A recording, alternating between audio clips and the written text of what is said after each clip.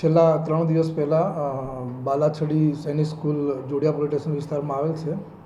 ત્યાં બાળકો સાથે હડપલા બાબતની હકીકત જણાયેલ, જે અનુસંધાને સ્કૂલના પ્રિન્સિપલ દ્વારા ગઈકાલ રોજ ફરિયાદ કરવામાં આવેલ, જેમાં પ્રિન્સિપલ શ્રી શ્રેયસ નીતિનભાઈ મહેતા નાઓએ ફરિયાદ કરેલ છે. જેમાં આશરે 12 વર્ષની ઉંમરના બાળકો સાથે ત્યાંના જ સ્કૂલના જ બેન્ડના ટીચર પવનકુમાર જગદીશભાઈ ડાંગી નાઓએ બંને બાળકો સાથે અલગ અલગ પ્રકારના ગુપ્ત ભાગે અડપલા કરેલાની હકીકત જણાયેલ હોય, જે અનુસંધાને જોડિયા પોલીસ સ્ટેશન ખાતે ફરિયાદ આપતા એ ફરિયાદ દાખલ કરી હાલ જોડિયા પીએસઆઈ દ્વારા તપાસ ચાલુ કરેલ છે.